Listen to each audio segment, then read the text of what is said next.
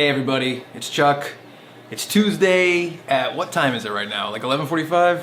I'm here with Jason Katz. We just did the Tuesdays live show. We just finished it. Funbearable episode has to be up in about 6 hours. But before we get into it, I gotta let you know we're doing a big, fun double feature at Smodcastle Cinemas in Atlantic Highlands, New Jersey on Friday, March 31st. First off, it's the first Funbearable live show in the tri-state area. It's myself, Ray Harrington, Brad Rohr, and Brian O'Halloran from CLERKS doing Bradley Drawn CLERKS, with Brian O'Halloran playing Dante Hicks live on stage. Ray's gonna do stand-up, we're gonna do Bradley Drawn, it's gonna be awesome. We're gonna do a Q&A at the end, and right after, they're showing the Impractical Jokers movie with a Q&A from Quinn from Impractical Jokers and Kevin Smith, and it's gonna be quite the evening. So go to funbearablepod.com to buy tickets, and we're gonna have a lot of fun. That's the fireplace. It's not real. It's real. I think it's... Oh, shit. Chuck, you okay?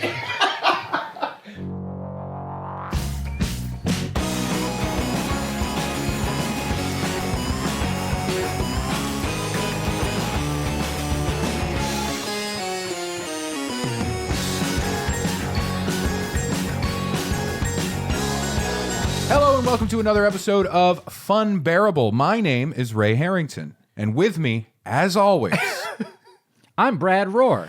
I'm Chuck Staten, and I wish that always Brad and I were with you. Always. Oh. I would love that. I'm okay with some. yeah, I would be like the Michael J. Fox in Frighteners, Ooh. with those two idiot ghosts that are around the whole time. Yeah. They do help. They're Yeah. helpful. I've never Helpful, seen but- Frighteners. Is it good? Frighteners is fucking great, man. Did you ever see the outtakes Yes, I did. with the doc stuff? Very fun. Yeah. He Very keeps Michael J. Fox as the star of Frighteners, and he keeps accidentally calling his whatever the other character is Yeah. Doc. He'd be like, Doc. Oh, because of Back to the Future, he just had it in his head. I like the idea that he would just do that in general through life now. Still does. He Still calls does. his wife Doc. Doc. You know? Yeah. Not like that. No, that's not what I meant.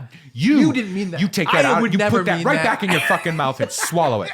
Right. For a Disney You know what thing. I just It's realized? for a Disney thing, and we've had two F-bombs I already. love Michael J. Fox so much Oh, I that I love him. heard that and I was like, you do not sexualize Michael J. Fox. He is America's J. Fox. You're the one that sexualized Michael J. Fox. Him first. and Bob Seger. You keep their names out of your freaking mouth. You sexualized Michael J. Fox on this podcast before I did. When did I do that? Oh, I talked about if he did have. No, not him.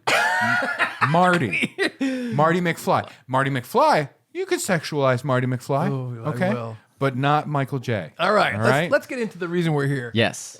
Go ahead, Brad. Explain it. Brad, please take us away from this. This is a very special and fun episode. For all you Disney fans out there. Hey, you Mickey fuckers.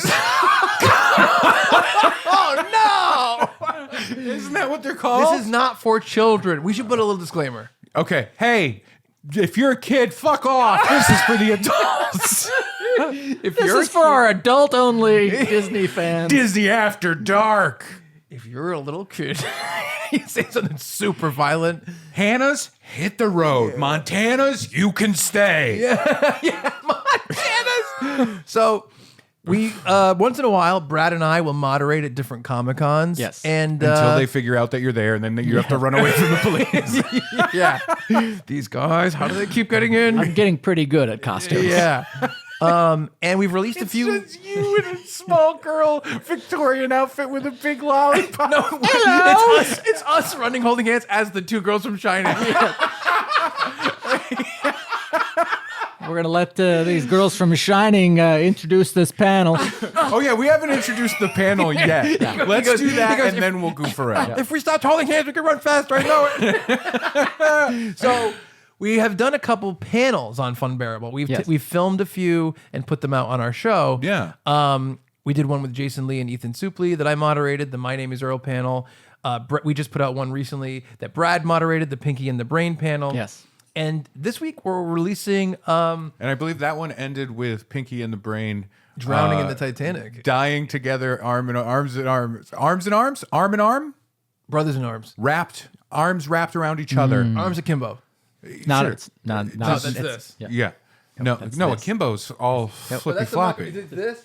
Akimbo is this. This is an audio medium. We're all dancing the Macarena. We're having too much fun today. Go to the panel. Throw to the panel. Yeah, so I moderated a Disney Voices panel. Yes. We're talking Tigger. No. We're talking Optimus Prime. Yes. That's Not Disney. Not Disney. We're Also not there. talking a Woody and No. Buzz. Yeah, no, they weren't there. We're Those are talking- Disney characters, though. Okay, we're talking Buzz is Lion-O.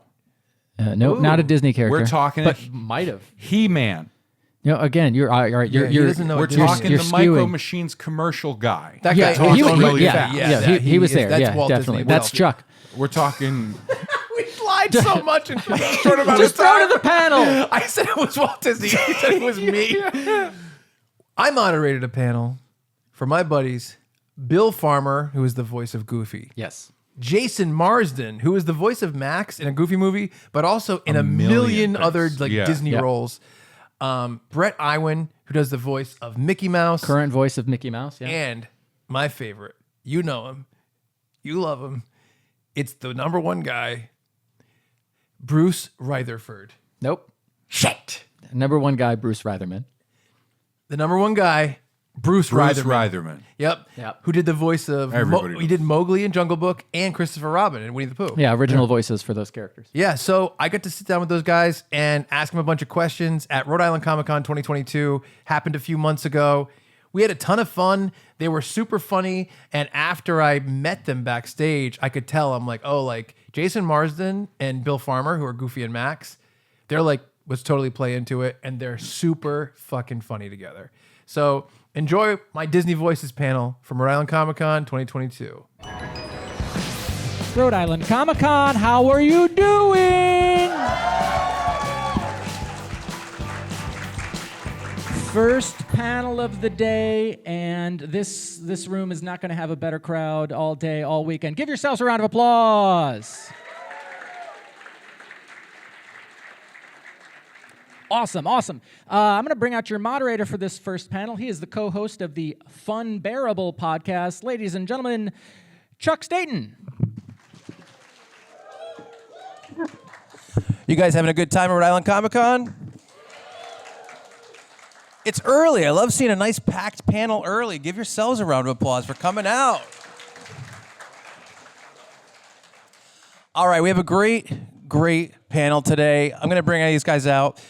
First off, ladies and gentlemen, the voice of Mowgli from the Jungle Book, Christopher Robin from Winnie the Pooh. It's Bruce Reitherman.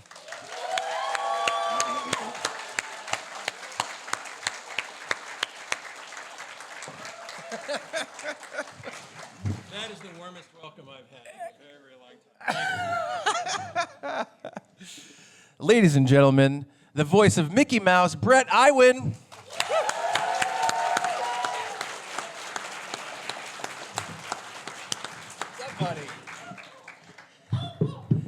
Oh boy. Yeah!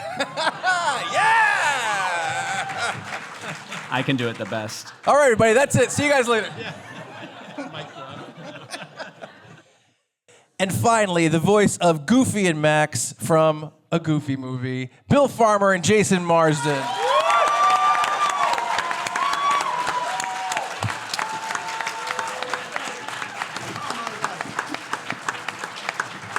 Oh my gosh. Woo! Horse, howdy. Oh my God! Oh, Dad. What a great crowd. Yeah, it's fun. It's a crowd, Max. Right? Wow. You guys like Powerline? Well, he's not here. I don't think. Oh, I guess not. I saw someone dressed as Powerline. Yeah. Jason, this is a homecoming for you. That's right. I'm from here, Warwick, Rhode Island. That's crazy. Yes. You know the Villa Del Rio behind the Warwick Mall? I lived there for a little bit. Yeah. Behind the mall. Yes. Yes.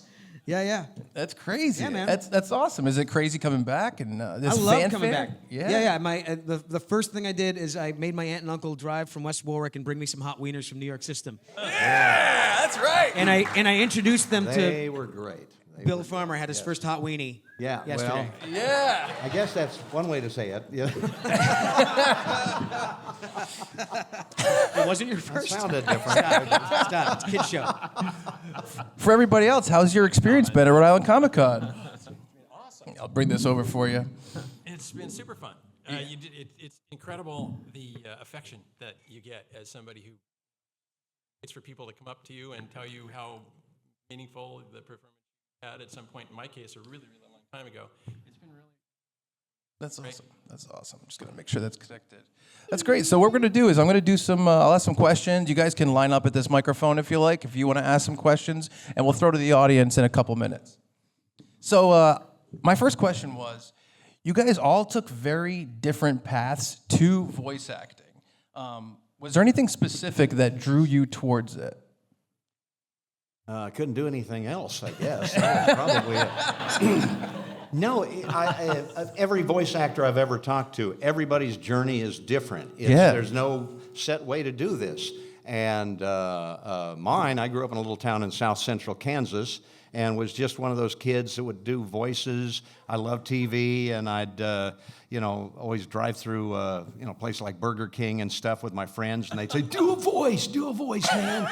And I'd like a Whopper with cheese, and Arnold the pig would like a Coke, And they'd look, and I got laughs, and never thinking it would turn into a career. But, then I was a stint in radio for about 3 or 4 years, and then 5 years doing stand-up comedy before moving out to L.A. in 1986, and I've been out there about 5 months, and they said, do you do any of the Disney characters? And Goofy was my favorite as a kid, and so I practiced his voice over a weekend, laid it down. They gave me a cassette of some of the old cartoons, and all the world owes me, I'll live on, and I had to do that on the tape.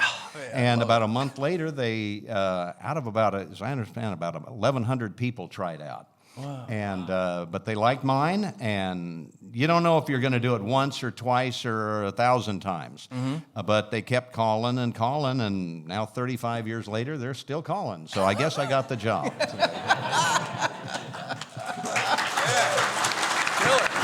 Yeah. It's been a long time. Oh, okay. Anyone? Make a joke Yeah, about the main Brett. part. Yeah, so like Bill said, you really don't find any two voice actors whose journey is the same. And for me, I wasn't interested in voiceover professionally. I didn't think it was something that I could even do. But I always loved Mickey, and I always loved Disney, specifically the legacy of Walt Disney and all the classic stuff that he created. So I set my sights on Disney animation, actually. I went to school for illustration. I wanted to do traditional animation, kind of broaden my career path at a certain point in college, but always had that desire to work for Disney. So one day I got an email from a friend of mine who works at Pixar, and she sent along the audition info. They were holding auditions for an understudy for the then voice of Mickey, Wayne Allwine, who was the third voice of Mickey and had been doing it for 32 years at that point. And so really I just thought, I was like, this is a really cool thing to come across my lap, my desk, and I'd be stupid not to try it.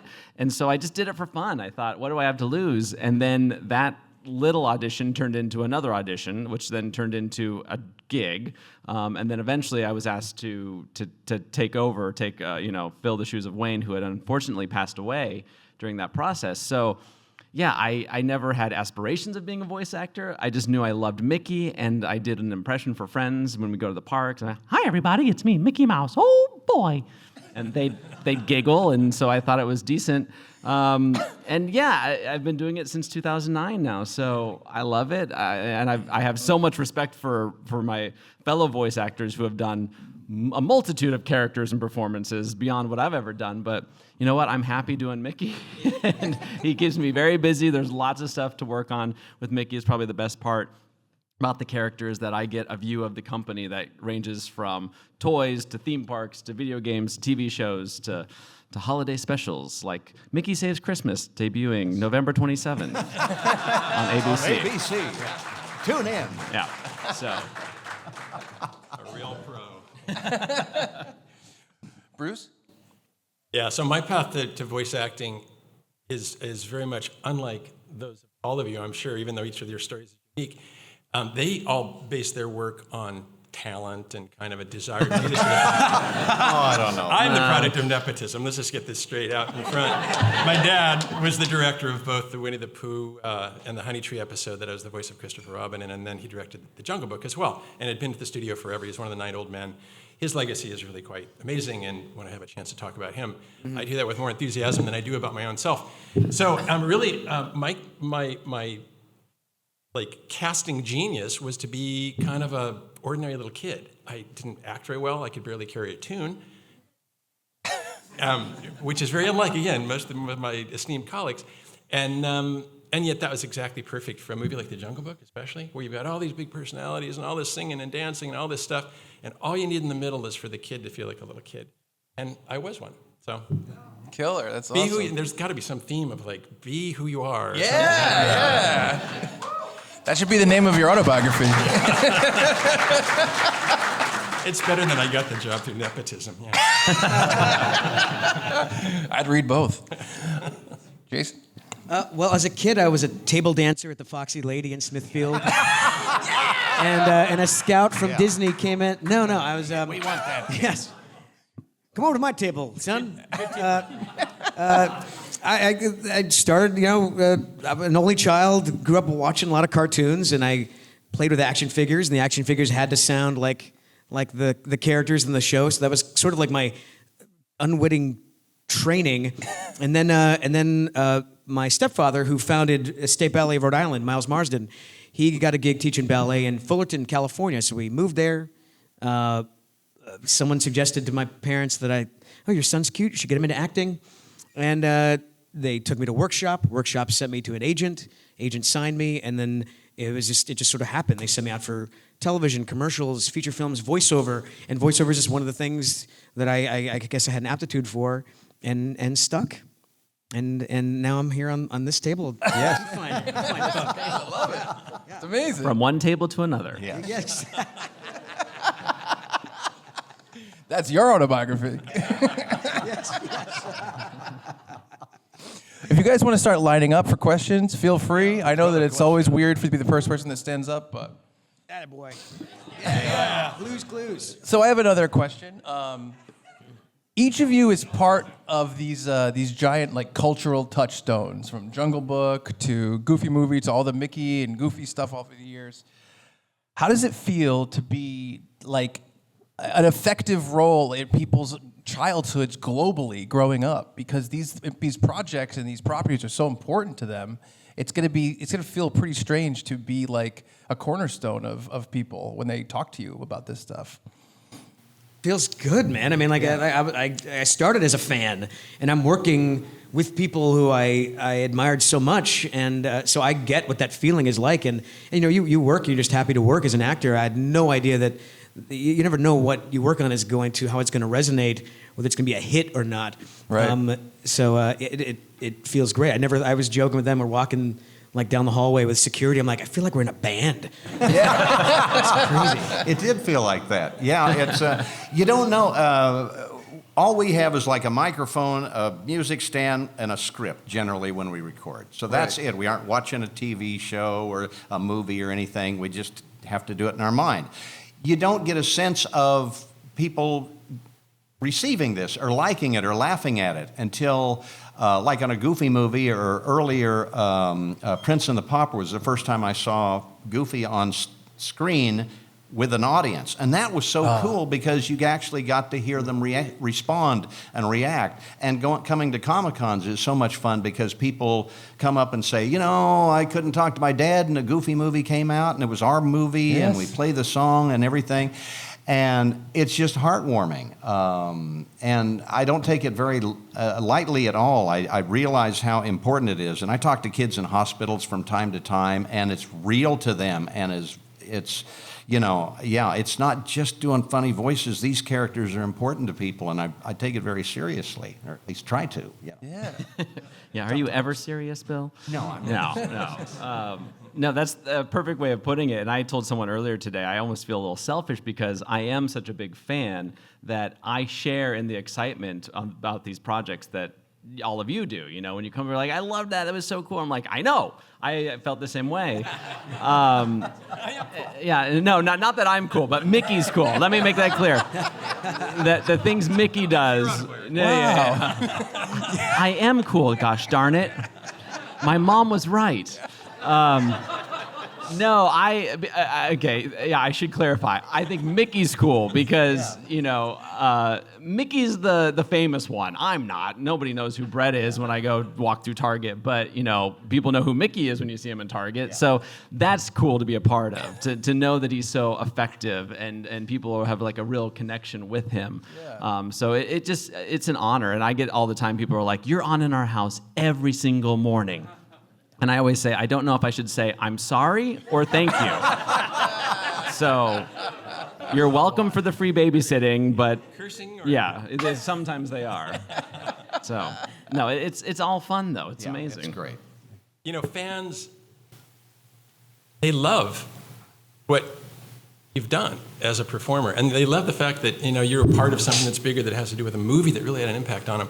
So what's not to like about that? As somebody is sitting there having people walk up to you and tell you that, you know, there was a really important thing in their life. And sometimes we get stories. I mean, there's a little bit of TMI going on sometimes where it's like, holy cow, you had that, and then so-and-so passed away. And the thing that brought you through was, you know, time you spent with your grandma watching a cartoon and sitting in her lap or whatever. Those experiences are real. And I know everybody doesn't have them. I'm not suggesting everybody cares that much about, you know, me talking to Eeyore and telling him to, attaboy, Eeyore, try swishing it. But I am just saying that for me at least, that idea that y'all care so much is just, it's an amazing experience to be there and just, yeah, I'm quite happy. You know, you're the people that are giving me good stuff. I'm giving you a few scratches on a piece of paper. That's amazing. That's awesome. What a great answer. All right, let's go to the questions. What's up, buddy? What's your name? My name's Josh Hodges. I'm originally from the Springfield, Massachusetts area, but I moved to the Boston area a couple months ago.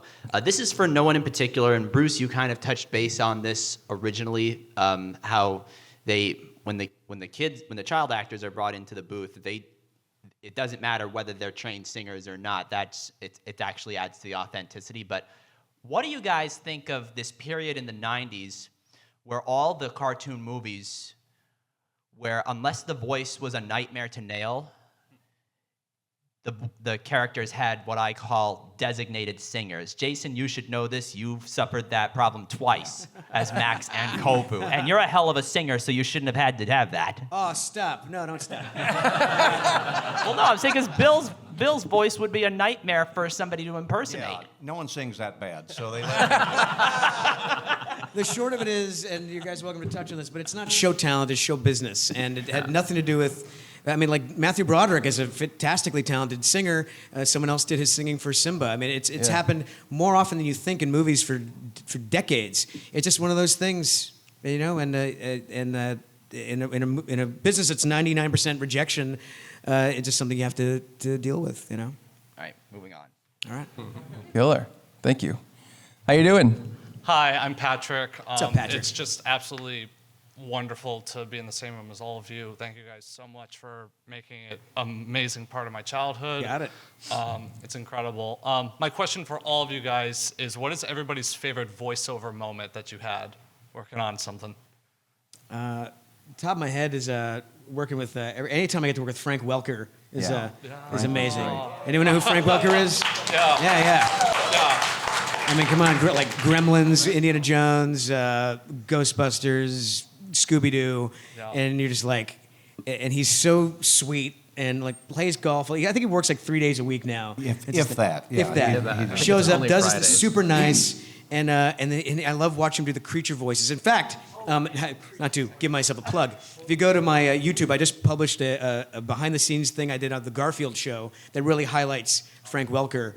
So check that out, and those are fun moments there. Yeah, he. My first series, Goof Troop. I got to sit next to Frank. He was one of and he would like do crickets and stuff and drive the engineers nuts. I'm hearing some damn cricket noise. What's going on? And he'd be there doing that stuff. And On the drive home, are you always trying to like imitate what he's done? oh yeah, you try and then I give it up halfway home. It's he's amazing. But as far as moments, that's hard to know. Obviously, the very first time you do a voiceover, it's terrifying, but it's memorable. I did a thing, my first job was on January 23rd of '87 as Goofy, and that was a thing called Disney's Doggone Valentine. And I go in and I met the voice of Donald Duck, Tony Anselmo, who was an animator and was drawing Donald just beautifully, sitting there. And I thought to myself, we don't have to draw these guys, too. They made a horrible mistake. And, I just have to talk like him. Okay, that was okay. But it was terrifying. But the second time I did Goofy, I got to share a microphone with who am I thinking of from Laugh-In, the announcer? Gary Owens. Gary Owens. And we got to share a microphone. He was the first celebrity I got to work with, and he was so nice. And he had that great big announcer's voice, And we did the opening to NBC with the Peacock, and he did, the following program is brought to you in living color. And I'd say, in stereo on NBC. And I went home and was telling everyone, I got to talk with Gary Owens, and he didn't cuss at me or anything. He liked me a whole lot. So that was a memorable time, but there's so many through the years that you, someone you worked with or just a script, a Goofy movie, the layers of emotion that we got to add to Goofy's character, which I'd never had to do before, and that was really fun to do, kind of the more heartwarming and tender scenes in that, and it was kind of fun to explore that part of Goofy. So just if it's really great writing, that's the neatest thing, because then you go, this is good, this is going to be good, and that's what sticks with me, I guess. Sometimes the good writing is hard to come by. Yes, it is. Bill, I did have to let you know that it is official. You do need to draw the characters. Okay. Just so you know. We're in trouble now. I started that 13 years ago. I think for me, my favorite voiceover moments have been, I guess you can still consider it voiceover, but live moments. I've had the chance to do a lot with Mickey for the opening of things, like the opening of Alani or the rededication of Disney's California Adventure. And then we also worked on a project where Mickey got to interact with guests live at the parks.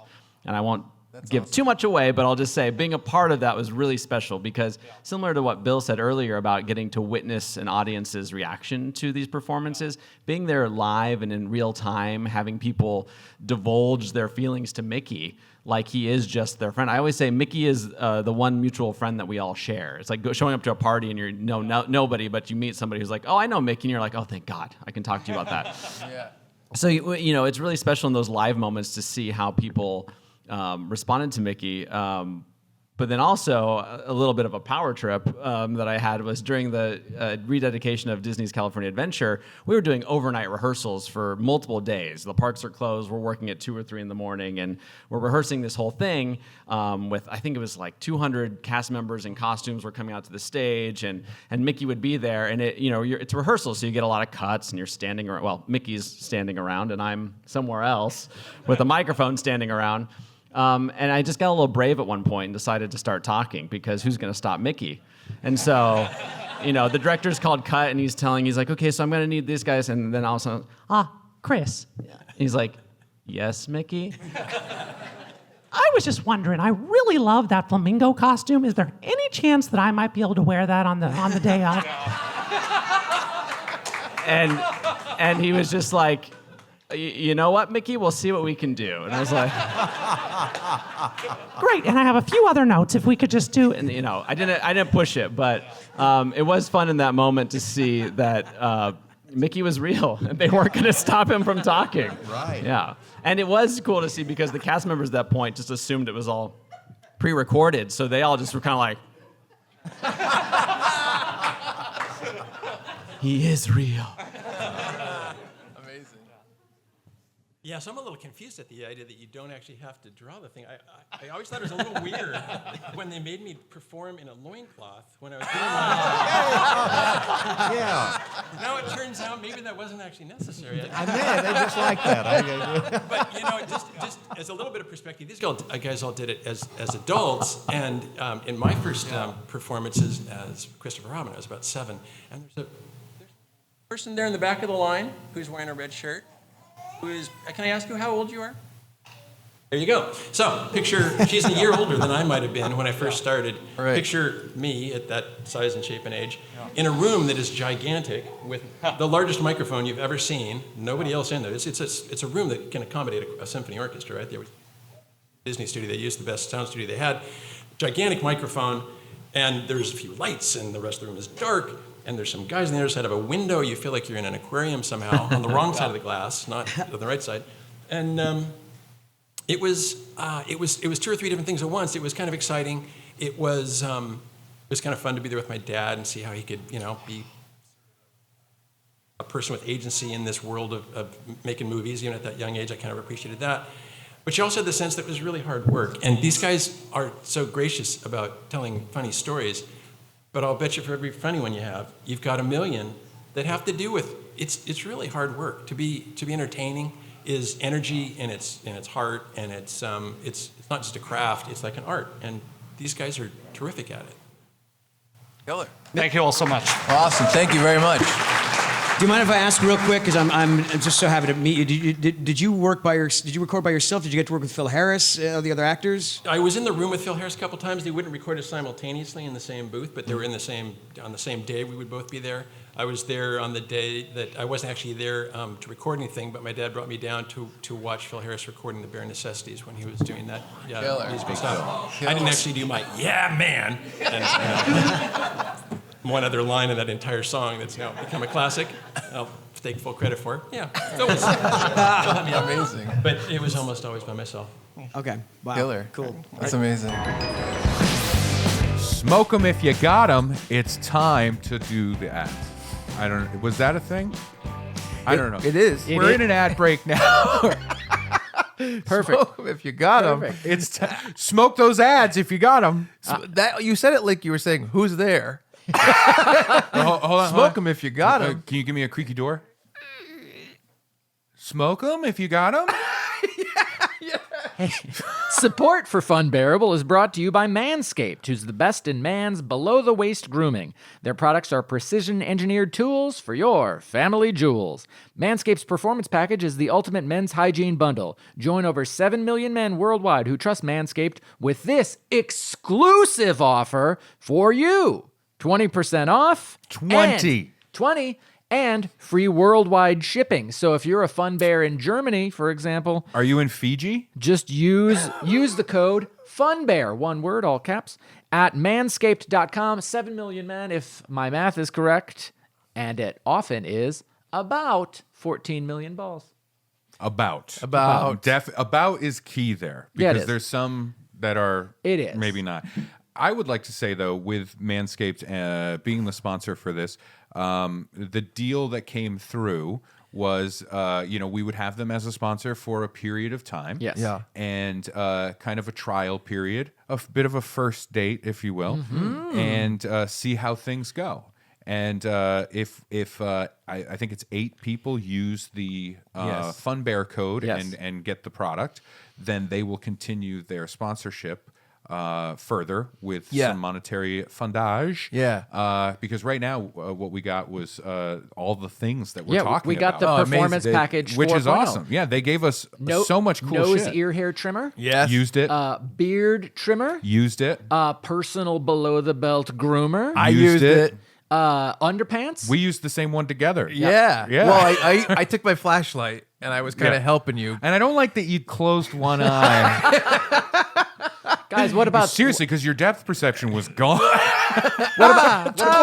Too close. What about You know what? It didn't even hurt because it's Manscaped. Yeah. It's protected. little spray, ball toner? Yep. Different little spray, ball deodorant. There you go. Yeah. Very helpful. And you were upset when the ball deodorant came in because you've been working on your own ball deodorant. Yeah, and you were like gonna a take personal it on, musk. It was called the Yeah. Musk of Brad, which I Yes. hated that. Yeah, yeah. And you were And going you- to take it on Shark Tank, right? Yeah, I did, but it killed all the sharks. And you said Oh. you were going to make a remake of Mask with Rocky Dennis, but it's called Musk, and it's the story of how you invented your own ball deodorant. I said the musk, and it was Oh, the I Jim see. Carrey film. Except it was my own deodorant. But Somebody stop me. compared to Manscaped, I didn't stand a chance. Somebody help me.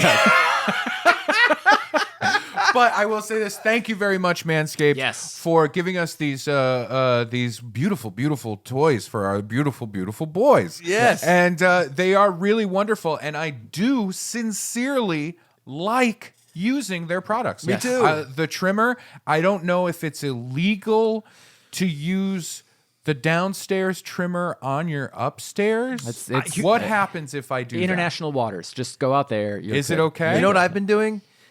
Every day, switch. Yeah, Switch, yeah. Switch. Yeah, but at the same time. Yeah. I like the idea of you going. Gotta stop Brad, switching. send me some of that musk. Yeah, I need that musk. It's I just use the nose and ear hair trimmer everywhere. You're not limited. You're not limited. No, they're What a they're- smooth urethra on Brad. I'll say high quality products. Genuinely, they yeah. feel like space age. There's lights. They charge well. Like Yeah. they travel well. And they're, I really do appreciate that it's like USB-C. Yep. Which, why not for everything? Why Yeah. does my old beard trimmer have to have that like lumpy wall outlet that comes out to like that specific little circular thing? It's I like, know. if I lose that, I've got 30 other like weird hump wall outlets with the circular thing, Yeah. but none of them fit. match. Yeah. And Yeah, it's just yeah. like, oh, maybe I'll try this. Why does it smell like burning plastic? Oh, because the voltage was too high. Yeah. I know it sounds like I'm making up like dumb positives, No, this but is I true. was genuinely delighted Me when too. I saw that. I agree too. USB-C. And I'll say this: I didn't tell you guys this.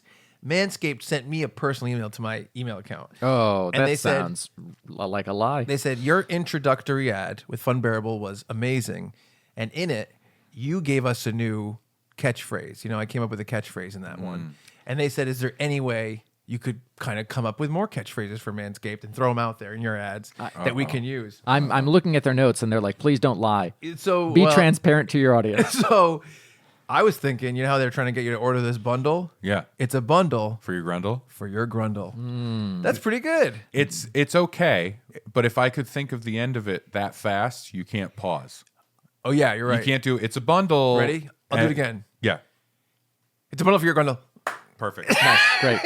Let's get back to the content after you do I'm going to do a call to action. Well, Call it. Call that action. Get 20% off and free shipping worldwide with the code FUNBEAR, all caps, one word, at One love. manscaped.com. That's 20% off with free shipping at manscaped.com and use code FUNBEAR. Thank you. Thanks. From the bottom of my balls, thank you. Oh, come on. What? That's I guess fitting. it makes it's sense. It fitting. makes sense. From the bottom of my balls, I thank you, Manscaped. What's up, Punisher? Hi, thanks. And don't worry, I'm not gonna punish any of you. every time I do these, everyone says, "Don't punish me." Don't. I'm not here to punish anybody. I'm here to have fun. Very intimidating. Yeah, thank you. Anyway, so I would like to know. I challenge all four of you.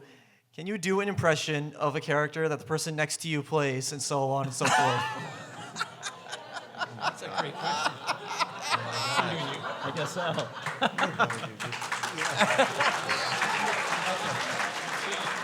I don't think I want to attempt Mowgli. I mean, it's not easy. That's not bad. Well, that's, no, it's not. But it's not good. You know, to Bill's point about having been one of hundreds, the 1,100 apparently, who auditioned for these things, it's not easy to get it perfect. But that's about the best I can do. This is pretty good. That was a killer bark. Hey, Dad, Roxanne wants to take me to a concert. You gotta stop that. All right, I'll do Bruce. Gosh, Prince Louis, I don't know how to make fire.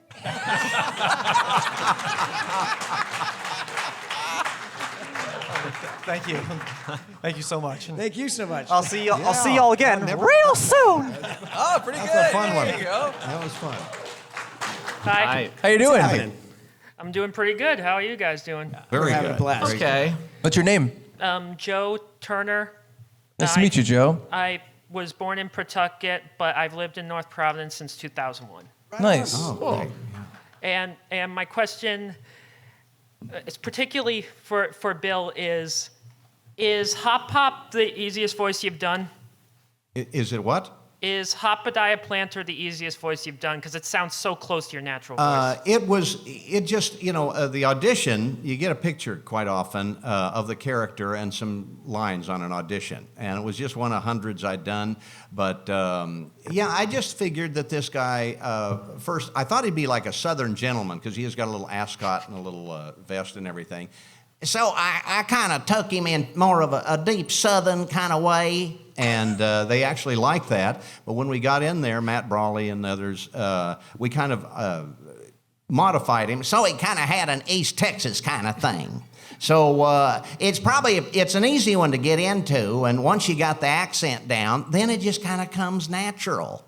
And so you just kind of, you develop it over a period of time, add little things and make it your own, because the closer it is to you personality-wise, the easier it is to act, and you just kind of put a little bit of yourself in these characters as you do them. Oh, I'll keep that in mind. Thanks for. It was my pleasure. Thanks. Yeah, great question. Y'all seen Amphibia? Amphibia fans in here? Yeah, it's a fun show. Hi. How you doing? So I was wondering, what is it like to be like one of the biggest voices of Disney? I'll take this. Yeah. Man,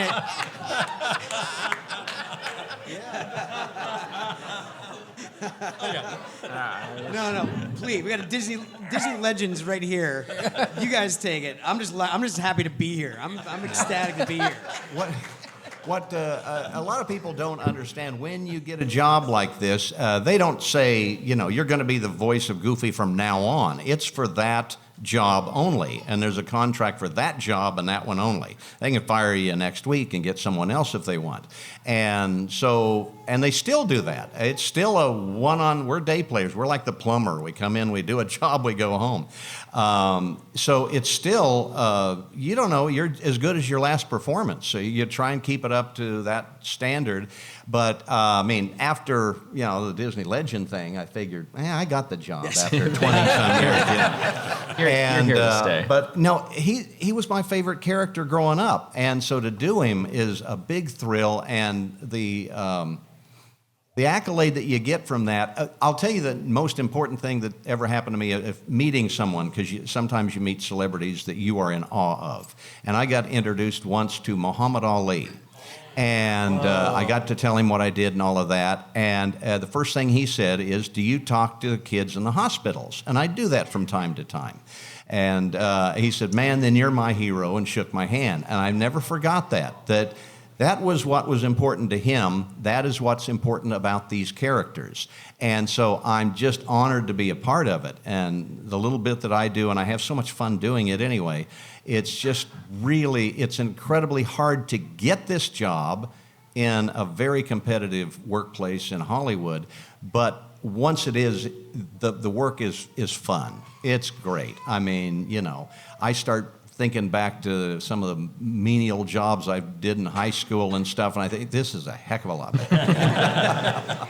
Yeah, I think I think a lot of times people make the mistake of assuming that as a voice of these characters, we get free Disneyland tickets and we're driven around in limo. We can do whatever we want at the Disney parks. And the truth of the matter is, if that's what inspires you to be involved with these characters, then you're not in the right headspace, because it's not about that. It's about working behind the scenes to prolong a legacy that's very important and very impactful. And so, to Bill's point, getting to play even the smallest part of that is so surreal and so rewarding in itself and so amazing that, Bill just shared some experiences. I've had incredible experiences, mostly meeting, people that I, idolized and was inspired by. That's kind of been my coolest takeaway from the gig.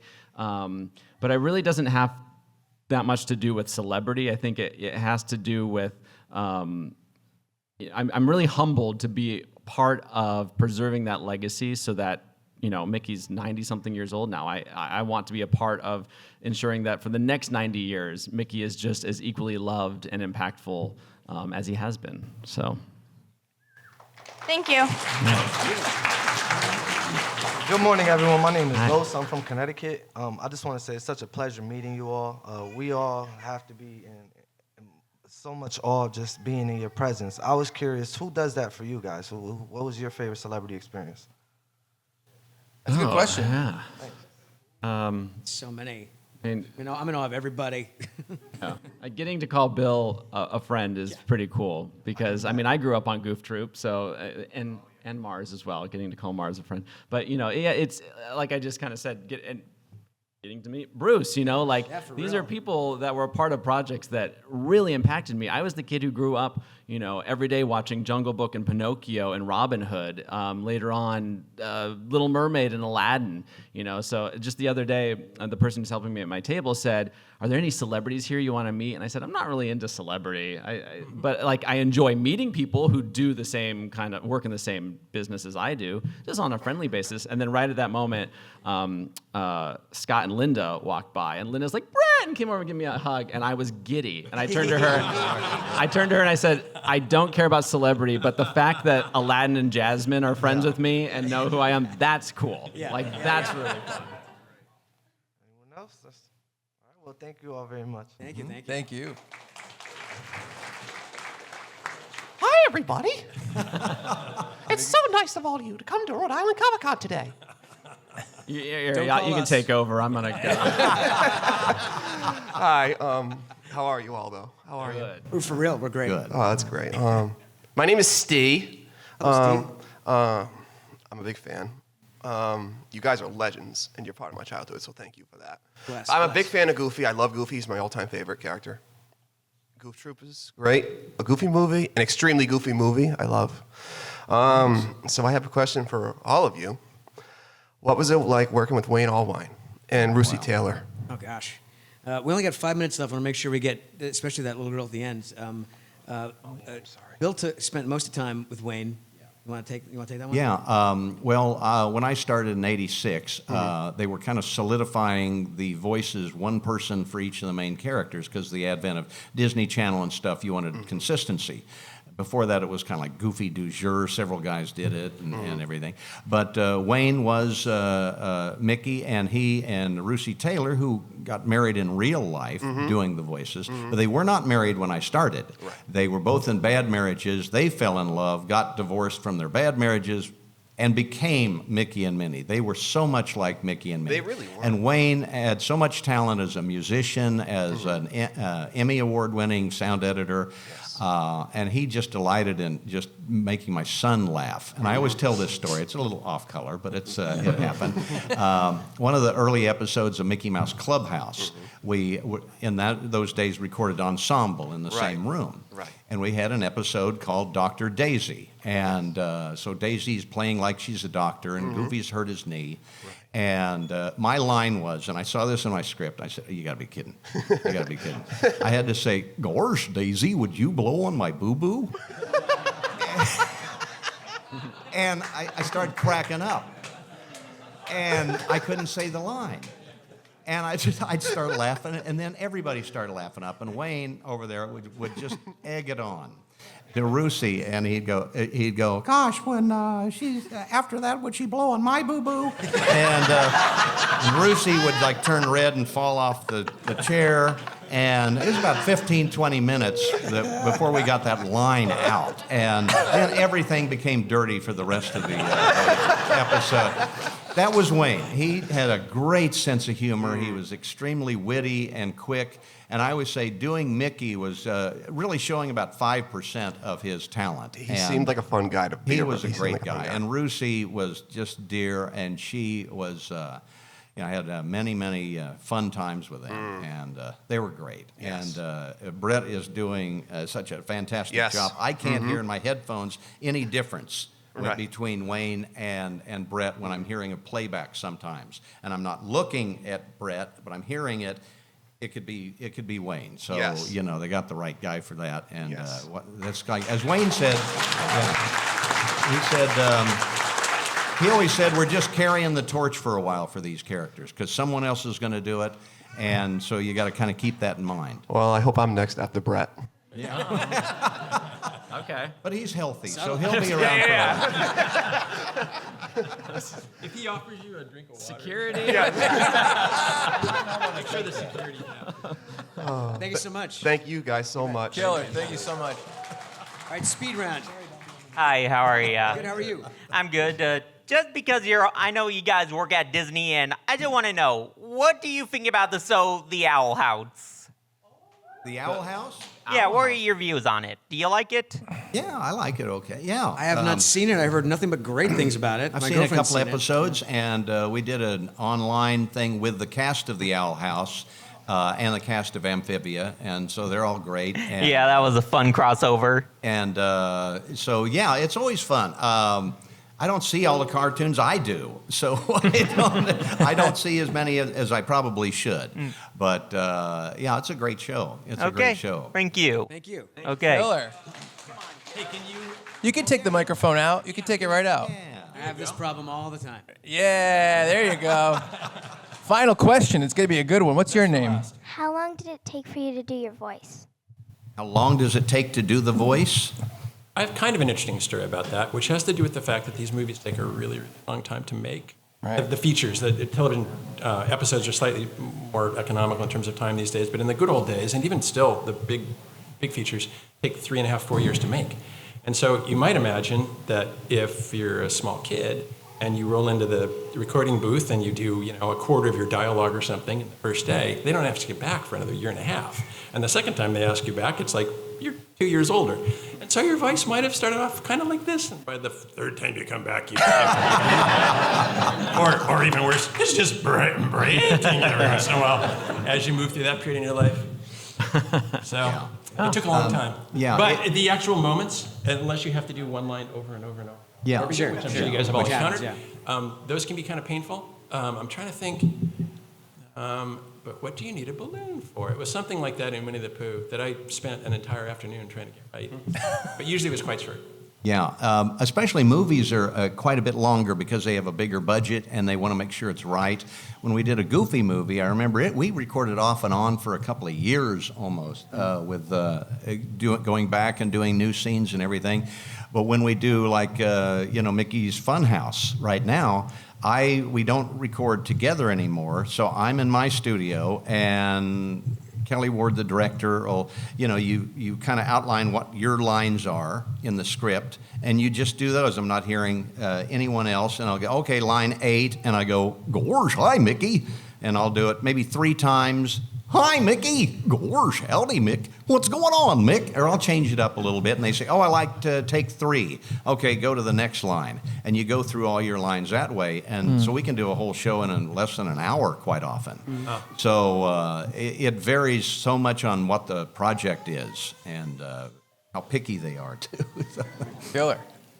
And were you asking, did you want to know, like, how long did it take us to get the voice right? Yeah. Oh, okay. So, sorry. Oh, there's guys, a lot of let ways me to take this. it. That's okay. I don't know what I'm talking I speak 10-year-old. Okay. For me, I started practicing Mickey's voice probably when I was around your age. I would listen to all the soundtracks, particularly the show Fantasmic was one of my favorites. And so I would listen along with it, and I would do everything from the witch, and the magic mirror, and then Mickey. I would start going, Oh no! You may think you're so powerful, but this is my dream. and after my voice started to change, I know. Sorry, I can't help but do it. You're so Mickey. So I practiced a long time. So from about 10 until I was 26 when I auditioned. So that was, 16 years of pretending to be Mickey. Thank you. Get on it. Thank you so much. Thank you guys so much for being here. That was a really fun panel. Thank you, everybody that asked questions. Yeah, we appreciate it. And we're going to call it here. So thank you guys very much for coming out. Give it up for Bruce Reitherman, Brett Iwan, Bill Farmer, and Jason Marsden.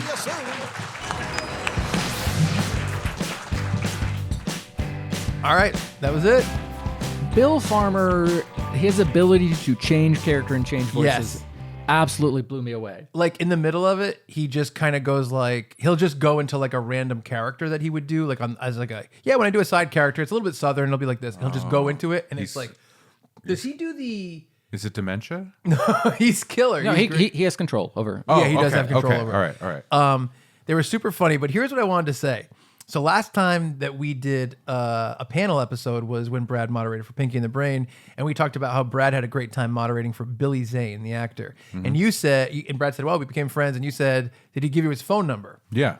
After the panel, Jason Marsden gave me his phone number. Yeah. And he was like, if you come down to Nashville, Yeah. He's like, come hang out. He's like, we'll hang out. And he's a wicked nice guy. We'll hit a couple And honky tonks. We'll have a fun time. He has texted me before. Wow. He texted me. Did he send you dick pics? No, he wanted to know where I got this bakery pizza that I got him. He's like, where'd you get this pizza? And I told him. Yeah. And he said it that way aggressively. he's like, Where'd you get that this pizza? Where did you get that pizza? Yeah. Hey. I'm like, I'm sleeping. What's going on? Where did you get that pizza? But they were all super funny, super nice guys. I'm gonna say to you what I said to Fred Savage. You don't know who you're fucking with. Now, I'm going to say a funny thing, and I want to see how Ray feels about this and how Brad feels about this. Jason Marsden, who does the voice of Max. Yeah. First of all, I'm going to get this out of the way. Goofy Movie is one of the closest Disney movies to my heart because it came out at an age where I had an extremely similar relationship with my dad, who is... Your dad was a fucking idiot? My dad is extremely Making goofy. love idiot. Oh, okay. And, yes, your dad is goofy. And like He's mentally goofed. Think of me as a 13-year-old boy and my No. dad. Isn't it identical as Max and Goofy? Yeah. And it's the same thing where it's like his dad wants to spend time with him. Yeah. And Chuck only cares about, the lady. Yeah. The lady. Which, by the way, the that was like a music. weird part of that movie. No, Roxanne is the hottest ever. That's what I mean. That's like, it's so weird. Yeah, the fact that Chuck is still into this animated teenage dog. Yeah. That's weird. Also, like, I'll say this, like, don't they both, Goofy and Max, don't they both have gloves? Yes. And then, like, the girl doesn't have gloves. Yeah, I guess So she's got they're normal they're germaphobes. Do you know paws? why they have gloves? No. There's a reason. No, I don't know. So a long time ago, when they were first like drawing stuff, including They couldn't draw hands. including Bugs Bunny and Mickey and Goofy, It was an affront to God. a lot of these characters were black. Oh, this was a minstrel thing? No, so I'm not even kidding, because it sounds like it could be. Think about Mickey Think it. Mouse if he had just black hands and he has it in front of his body when you're drawing Right, something in right, yeah, yeah, 1936. yeah. The way that the animation would be, you wouldn't be able to see it. Right. So they put white gloves on all their hands, so they were way easier to see. And that's then- what they should do with like people in power or celebrities. Put big white gloves on their hands. Yeah. And I think that'll cut down on a lot of the sexual predatory Right. stuff. So- What if Weinstein had big white gloves? Gosh. Gosh. So, but Goofy Movie. Where's that potted plant? Why did he check off of the plant? So it was there. So love Goofy Movie. Really connected to that movie, and it's weird because like I can look at something like Lion King or Aladdin and really appreciate the storytelling, the animation, the voice acting. I love all that stuff. I really do. But Goofy Movie felt closer to a real story. If you know what I mean? Sure. Yeah. No, As there was opposed to, like, something Lion else King. going on there. There was an episode of Atlanta, the last season of Atlanta, Yeah. that was an outside of the whole thing episode. Yeah. Right. That was a mockumentary. Yes. that imagined that this young black artist took over Disney and helmed the Goofy movie. Yes. And it was about the first like black family being represented and like all these things. The episode is phenomenal. Yeah. It made me think about like all of that stuff. Yes, It was yes. really, really, really good. Yeah, you told me about it when you watched it. Yeah, and it highlighted like that emotional thing that's in the movie that I don't think you see in most Disney movies. true. Because the struggle really, like Max has his struggle of wanting to be cool. Yes. And being embarrassed by his dad. 13-year-old Chuck. Right. But Goofy is struggling to connect with his child. Well, yes, right? exactly. And I'm assuming the mother was murdered. I think they didn't really By talk Chuck. about it. they don't even mention I don't think so. I don't think because they it was do. that cow, right? Clarabelle the cow, like traditionally is Goofy's love interest. They made a sequel called An Extremely Goofy Movie, and I think they do acknowledge whatever happened to Goofy's wife previously because it's about him. She was murdered. I don't know what happened. I think she was murdered. Yeah, And I heard a podcast about it. Unsolved still. Yeah. Right. I heard Ryan Johnson's doing a mystery movie about that. So I'm in. Called Hooves Out. I gotta go. Oops. Yeah. Terrible. So, Ugh.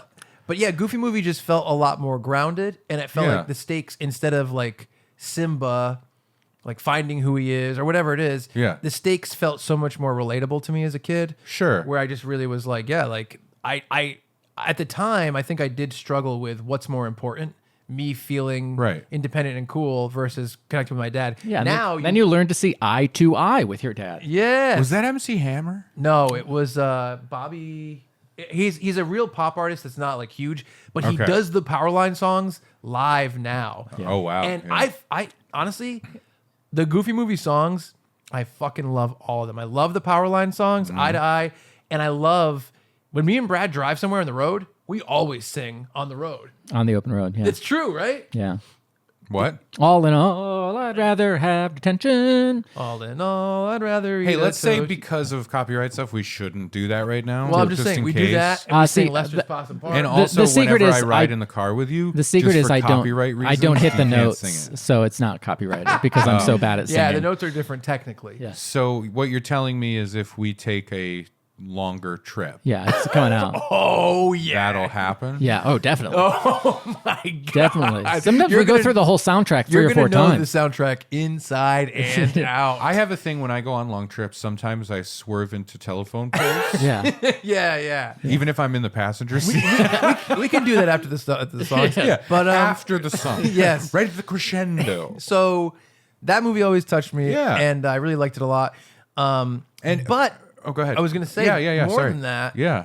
Jason Marsden Yeah. was on like a million Disney projects as like Eric's best friend on Boy Meets World. Yeah. He was Salem the cat in Hocus Pocus. Mm-hmm. He was one of the kids on Full House. Like he was one of those, 80s. Michelle. Yes. Yes. Yes. He's fucking Great job. Great actor. Amazing. Yeah. Amazing. Yeah. actor. Yeah. No, but there He was just pulls off a latex mask and starts smoking. He's like, oh, so hot in there. but like oh, sorry. You got How it, dude. rude. Disney and ABC, I think that they a lot of times use the same pool of actors, and he just was in a ton of stuff. Yeah. So growing up, I'm like, every time you see that guy pop up, I was like, I love that guy. And by the way, similar, Ethan Suplee. Sure. Yeah, like when he was in Ethan Suplee, when he was on Boy Meets World. Yeah. Like he was awesome on Boy Meets World. And it is a thing too in voice acting. Like he's done so many voices for so many things because voice acting is the mafia. Yes. Once you're in, you're made. Once you're in, and you can work forever. Yeah. Yes. But if you try to do it and one of them is in and they're in the mob, they'll rub you out. They'll fucking rub you out. Eraser style. Yeah, but I will say this: I was just looking at like his oeuvre, right? I was on IMDb, and I noticed, and I didn't even realize this. He does the voice of 2 different characters in a recent animated show called Clarence that was on Cartoon Network. And my son watched Clarence. I think it's done now, but there was like 3 seasons of it. It's on HBO Max right now. Okay. It was one of those rare occasions where he started watching it And I was just like, oh, okay, all right, fine, watch your cartoon. And within like the first episode, I was like, and I'm watching the show. And it got to a point where I was pumped for him to be watching Clarence. Yeah. And I was like, oh, is there new Clarence? Because That's it's funny. super funny. Yeah. It's a really genuinely funny show. Yeah. The voice actors are all great in the show. Yeah. I do recommend checking out Clarence. Wait. Isn't that weird? No, it's not weird. Go watch. If you like a funny cartoon thing, go watch Clarence. It's actually quite funny. Clarence is a very funny character. I think that there's a. Can we try and do what we think Clarence's voice sounds like? It's so hard because he kind of talks like this. Oh, yeah. He's like one of these guys, like, hey, what's up, everybody? Yeah, like a This braces is- guy. It's me, Clarence. Oh, look at that. That's over there. That's actually pretty good. I was gonna make Chuck. I was gonna make Chuck try it with never heard no of context at all, and Oh. then I was just gonna do my regular voice. Oh, okay. Yes. But Marsden does the voice of Sumo, which is a guy that talks like this all the time. And he's a kid. He's a little kid who's just like, he's talking like that. And I had no idea it was him. And I'm so sorry for doing these voices. And I'm really sorry about all of it. So here's but a funny Cartoon Network, hire him. more episodes of Clarence. You know, Marsden can do the two other ones. I'll do Clarence. Yeah. I basically look like that. I'm best that friends with tubby Jason boy. Marsden, so I could be there as well. Yeah, you've texted him, so you're best friends. That's what I say to everyone. That's what you say, yeah. But, all you want is the relationship that Max had with Goofy, but you're Max and he's Goofy. You know what's funny? So I'll tell terrifying. I'll tell you a secret. Oh, that no. I thought we were going to be able to figure it out. I think it's probably something I can't figure out now, so I will not pursue this. Jason Marsden, Yeah. Best friend. long ago, before this panel, I had You looked had him up, snuck into his house. Yes. and I realized that he was born in Providence, Rhode Island. Really? And he grew up in Warwick or Cranston. And he grew up in the area. And Or Somerville. Or no, it was either Warwick or Cranston. And I was like, oh man. And for some reason, I got in my head that he lived here still. He does not. He lives in Nashville. And I Nashville, Rhode Island. And I was going to try to get him on the podcast without telling you and do our own Goofy movie sequel where you show up and I'm like, this is our buddy Jason. And he's actually the voice of Max, but surprise you on the episode with him doing Yeah, it. that Wouldn't would that be incredible? Yeah, yeah. It'd be so Although I fun. don't like it because I would inevitably get cast as the neighbor guy. No, you were going to be Goofy. I wanted you to be the dad. Oh, okay. I'm gonna be Pete. It was almost going to Oh, be yeah, in my head. It was almost going to be Who's a like cat? I wanted to kind of do my own take on you're the dad and he's your son and that kind of same thing. I thought it'd be funny. And then I just start crying in it, and I'm going, and the cat's in the cradle and the silver spoon. All right, copyright. Little boy Max and his daddy Goof. So We'll allow it. Son, I don't know when. Parody laws. We're safe now. so Pauly Shore is here but too. Jason Marsden, literally before any of this came up, before the panel, for sure is someone I would be like, I love that guy. Yeah. Just as like you're when you watch one of those shows in the 90s, late 90s, early Sure, 2000s, sure. and he comes in as someone, you know he's gonna be funny. Yep. You know he's gonna be super quick. He's always pretty like quippy, like almost like a pre-Chandler-y type of guy. Okay. But younger, you know what I mean? Yeah. And you have to be. That's why you need to wear protection because there is pre-Chandler. Yeah, you should have it on And the whole pre-Chandler's. time. Yeah. I love it. Just clapping. Sex. Yes. Yeah, but no, I agree with you. There were like growing up, there were these actors Yes. that if you had said who is that, I'd be like, I know. It's Eric's I don't best know. friend. Yeah, right. But you would see them in multiple things, and to this day, I'm like, I can picture them, other actors, and I'm like, that kid was in 50 things. Yes. And I loved him. Yeah. And I identified Yeah. with them. Yes. Right. They were me. They were I me. was them. Yeah. Yeah. And it's fun- and it is crazy because there's some kind of extra little joie de vivre. Ooh, with really these hitting the guys. French this Zut episode. alors, zut alors, joie de vivre. Abacus, get down from there, okay? Your abacus callback from our last You know, panel. I like to count on my abacus. 1, 2, 3, 4, 5. But And then I ran out. 6. It's funny too, because like you know, Six, and of course. I do want to say like just because I'm more connected to Jason Marsden and Bill Farmer, Like obviously super impressive to have Brett Iwan on, and super impressive to have Bruce Reitherman on, And Bruce Valanche. And here's the thing about Bruce Reitherman that's really funny, and I just think it's fun to point out.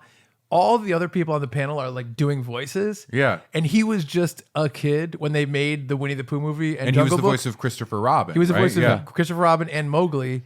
And so it's like a older man who's like, hey, I'm the voice of Mowgli. And it's just it's kind of funny. Yeah. So it's like Winnie the Pooh is just like, oh, come on, Christopher Robin, we're going to do this. And then you just hear, okay. Well, here's what's funny is when we did the panel, I was like, oh, this is, and I'm just going to put it out there. I was like, this is a little awkward that the other guys are real voice actors and he was just a kid being a kid. Current voice actor. Yeah. Current. Yeah. Real voice actor? Well, hold on, listen. So I was like, they're doing voices, they're doing affectations, and he was more of just a kid. But that was his like take on it too in the panel. Oh, so yeah, he yeah, came yeah. at it knowing like, I don't really belong with these guys. I just kind of was myself. Yeah. And that's super funny. It's a great. Yeah. And somebody's like, when's the last time you saw Winnie the Pooh? And he's like, when they twilight anesthetized me for my colonoscopy. Well, what's funny is like, I thought I saw Winnie the Pooh. I was back in the Shire or whatever it was. So it's funny when someone's like, "Hey, do your voice." It's like Gorsh, and then Max, and then Brett Iwan does Mickey Mouse, and the other guy's like, "Ba ba boo, hey, dee." And it's like, wait, who's this guy? But he's killer. He's great. He's very kind. Obviously, he did a killer job as an actor in those movies, and the idea that he like kind of accepts that and thinks it's fun is such a great take on that role. Yeah. It's killer. It's really really funny. What do you got? When Goofy orgasms, do you think he says Gorsh or do you think he says, I'm gonna goof? he goes, right? Like that? Yeah. Or does he say, I'm gonna goof? Like, oh, I'm gonna goof, right? That's not bad. I'm gonna goof in your face. That's not so bad. Good voice. I can't get away from it, and Brad is so disgusted by all of this. How many episodes do we have to talk about semen? Can I? All of them? Semen. Yeah. Brad How calls many it do we oatmeal. have?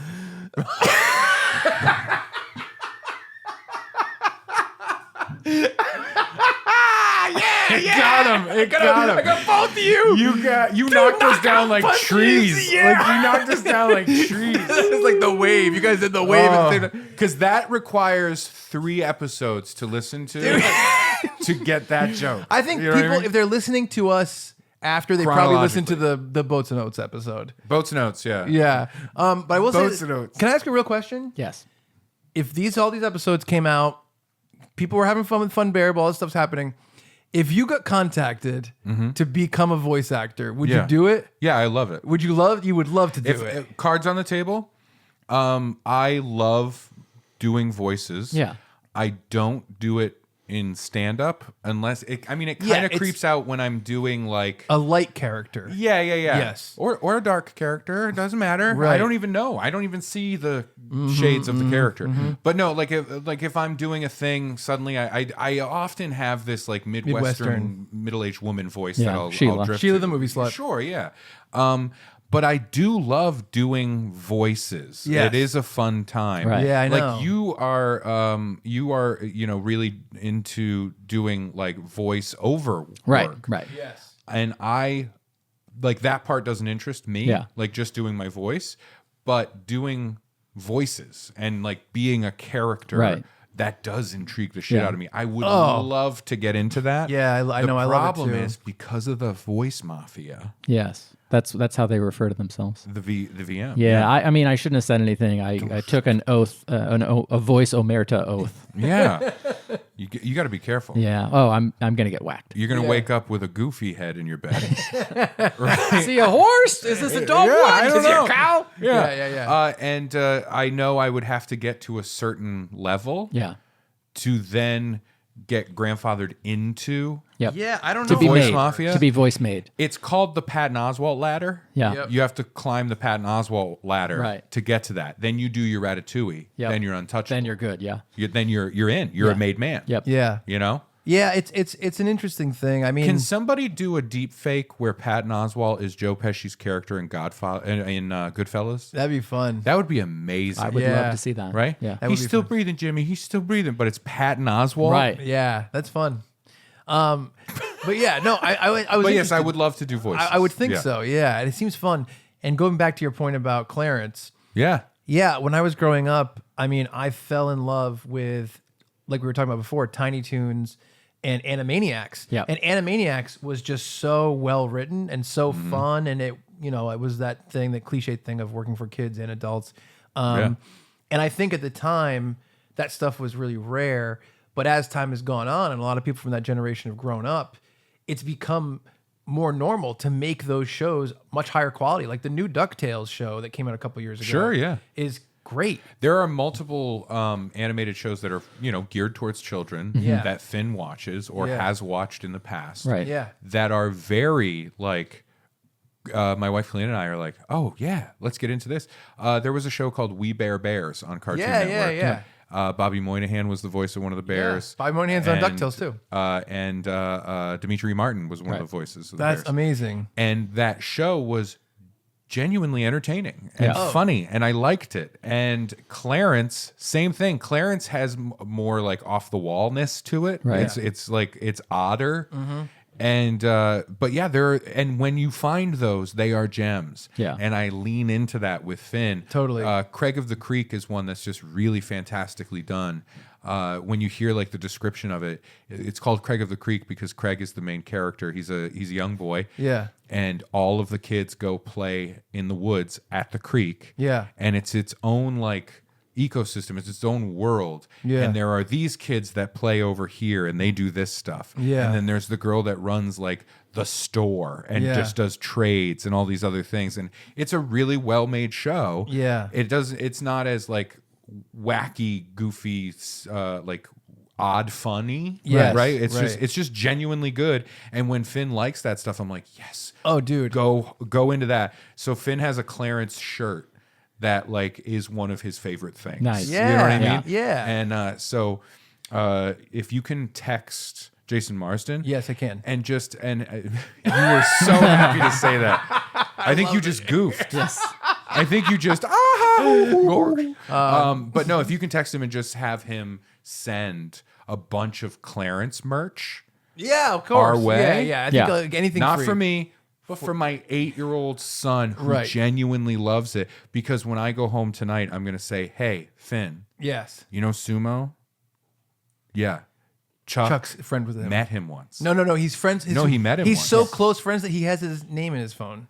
Well, and he I could texted have- him first. I can say, tap Finn. any. He texted. oh, look, I wrote Beyonce in my phone. yeah, but Now this I'm is best real. friends. That's not real now I'm Beyonce. Jay-Z. And then Finn will be Hey, like, you know what? It might be real Beyonce. You don't know that. and then Finn will Yeah. be like, is he really friends with him? Is it his real number? And you'll say yes. And Finn will be like, who texted first? And you'll be like, Jason Marsden texted first. So that's pretty interesting. Yeah, and then he would go, yeah, but it's Chuck. Can you believe him?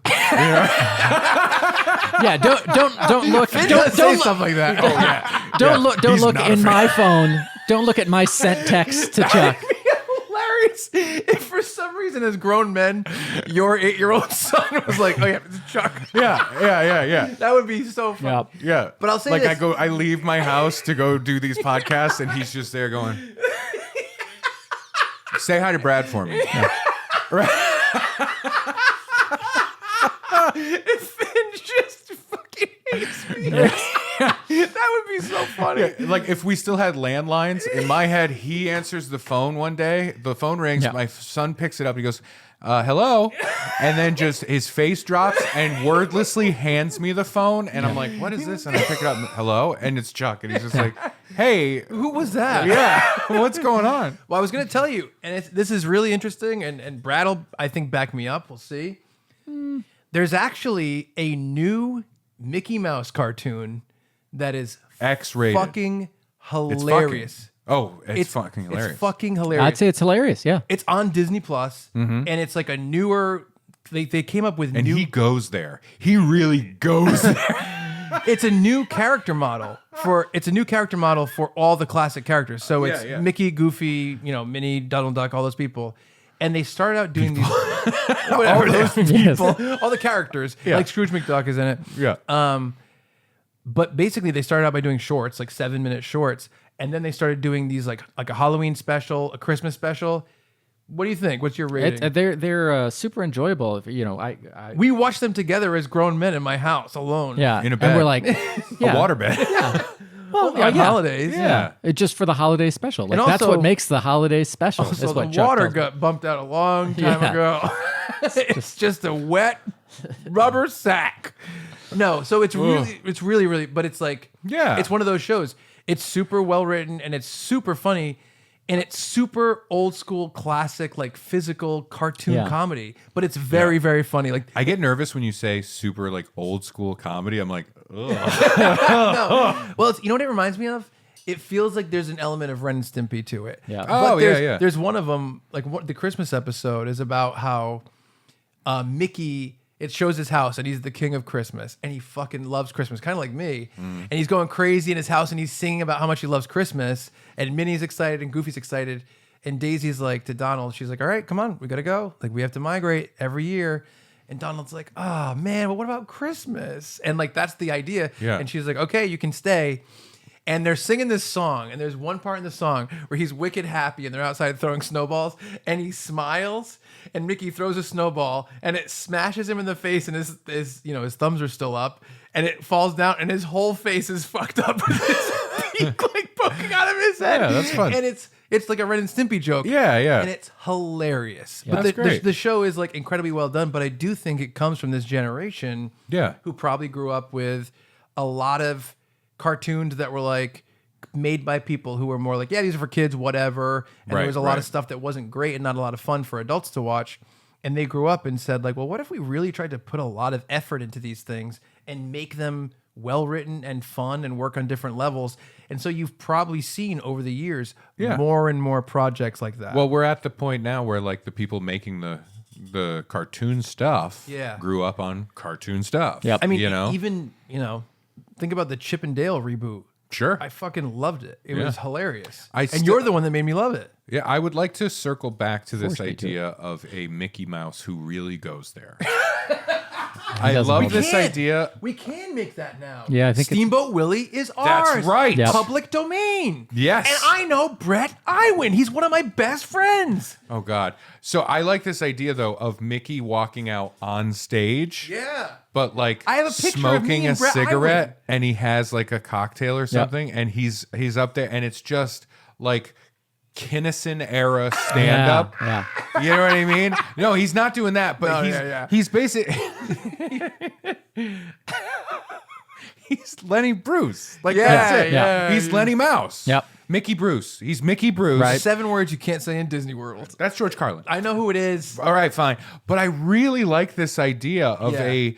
an extremely 50s era Lenny Bruce, Yeah. Mickey Mouse. Yeah. That's fucking hilarious. Yeah, that would be hilarious. do it. Like pushing the edge and bringing up racial construct and Yeah, stuff like that. yeah. You know what I mean? No, I like that. That's amazing. Yeah, that is fun. That's okay. I like jazz. I went to a black club. Lock me up, right? And he's like smoking a cigarette. That was Dice. That was Andrew Dice Clay. that a was little Lenny bit. Bruce. Was it? Well, this was Lock Dice. me. Yeah. Yeah. Yeah. So, well, here's what I'm thinking, and I'm not joking about this. I think that we could get Jason Marsden on our podcast to do a fun voice thing. Right. And Okay. his family is here. Yeah. Like when he came home, he's You like, took them. Yes, that's Yeah, right. yeah, I have They're them. in Chuck's basement. Yeah. Yes. But no, like he comes to Rhode Island once in a while. And also, I'm sure he goes to New York, where I live. And so if we want to do something with him, Right. I think we could. But would he go all the way to Staten Island? Well, I live in New York From City. New York City? I live in the city. It's one of the boroughs. A lot of people, it's funny, a lot of people that don't live in New York, they don't really get it. You know what I mean? So it's hard. I had to tell The a lot funny of people. thing is, it's the opposite. Yeah. Can I tell you a quick thing? a And lot we of people can- that live in New York don't get it. Is what you're we, saying? yeah. We can cut this from the podcast if you want. I will. Lee Leshin. He doesn't know anything about New York, that guy. Yeah, he only has lived in fucking Manhattan his entire life. One of the boroughs, just like Staten Island, equal. He sent me a video the other night, and it was very funny. Like before I left, and we can cut this if we want, but he is a big fan of the show. He really likes Yes. Funbearable. He's Thanks, my Lee. producing. Yeah, he's a huge fan of you. Huge fan of you. Huge fan of me. It's great. Raise your standards, Lee. Get over this guy. No, so many Worthless. compliments. No, shut up. So many Raise your standards compliments. like RAY''S. Yeah, your Ray standard? is your standards. Ray is Get your rid of this standard. guy. I don't compare to that guy. Oh no, that's silly. He's constantly complimenting you. Thank you, Lee. But he sent a video text. Yeah. And it was from an episode that had just come out at that time. Like, he's always excited when a new episode's out. Whenever, like, the 2 or 3 times we've had to push a day, Yeah. he'll text me like, "Where's the new episode?" Right? Yeah, He's yeah. excited. He loves the show. Yeah. He texted a video clip of you from like he's watching the YouTube video, and it's you saying like, "I'm doing all these things, and but I'm feeling like really down." Right? Like you said, like, I'm really busy and I'm doing all these things, but I'm still feeling like depressed. Yeah. And in the video, it's him, and then in his lifelong New Yorker voice, all you hear is off camera. He goes, "Move out of fucking Staten Island." With my monstrous apartment. Yeah, I will. In my nice upscale suburb. Yeah, I will. I'll move out. Then move to Cleveland if you want more space. No. I'm 35 minutes out of Times Square, so I'm doing pretty good. It's fine. I love that. I love how, like, no, I'm fine. Everything's fine, and I made the right choice. No, I think I picked the correct bro. If I had my perfect choice, I would love to live right outside the Verrazano Bridge. That's weird. If I had my perfect choice, I would want world peace. I would want and feed your children. I would want racism to end. But yours is a new apartment. Okay. yeah, right. Okay, that's right. Where I want to live costs so much money that it's basically like super rich people that work in the city, but have families and want to have like a neighborhood. You know where I want to live? In a In my world heart. where people are safe and happy and fulfilled and free. I want to live in a world where nobody is struggling for basic necessities. But tell me again about this upscale I suburb. want to live in a world where What's not this only penthouse? not only do I have 2 homes. Yeah. Oh, that's part of why he lives in Staten Island, because he said this to me once. He's like, "There's too many homeless the closer you get to the city." Yep.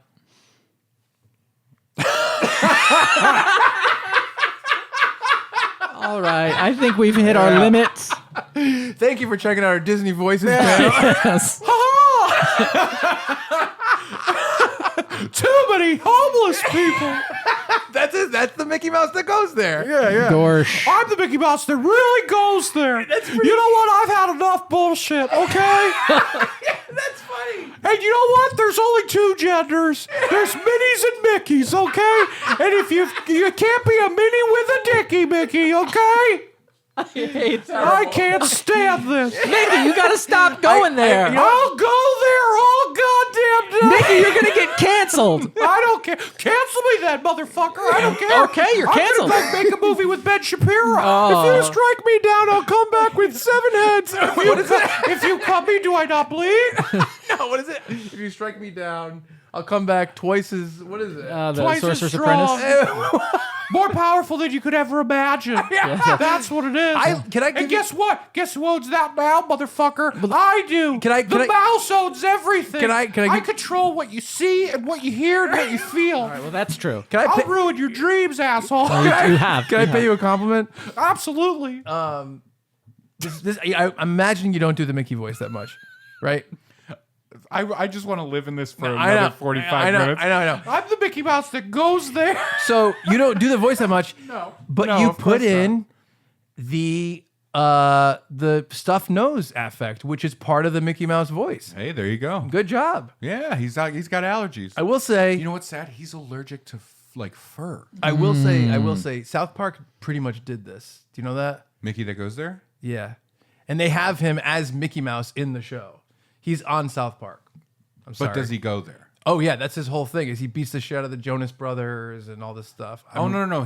He's not violent. He talks like he's Yes, like yes. This, oh no, he's Mickey, not a stand-up comic that does edgy material. Yeah, No, that's what no, this he's not Mickey that. is. He's not that. This Mickey's new special is called like you know, Triggered. canceled, triggered. Yeah. You know, Yeah. Trigger my canceling. What if it was triggered/happy? Well, I was going to call it something that rhymed with trigger. Oh, please. All right, Mickey. We got to cut. We got to cut. Oh, they're just words, Brad. Get over it. Kyle, take this out. Oh, my God. Sticks and stones, but you're still a... Oh, what's that? I can't say that word. No, you either. can't. You can't. All right. Well, just imagine it. Yes, just Use your blur. imagination. Use your imagination. We're in Oh, well, I'm glad you at least just drew your ears, Mickey. I was expecting. Were 3 C's. Oh. Those were 3 C's aimed right at you, pal. All right, well. Why don't you pull the stick out of your goddamn... Okay. If I didn't have these suspender buttons that were so difficult, I'd pull my pants down and show you my Steamboat Willie. I hated that one. You love it. Shut your mouth. All right, I did. I didn't know. This guy's aggressive. We need to go. He's going to say something that I'm going to tell the sorcerer you're going to lose your apprenticeship. Yeah. Fuck them. They're so goddamn uptight. Next thing you know, they're just going to cast a Puerto Rican lady as me. Oh, boy. Okay. Oh, no, Mickey. So, in closing, thank you, Brett Iwan.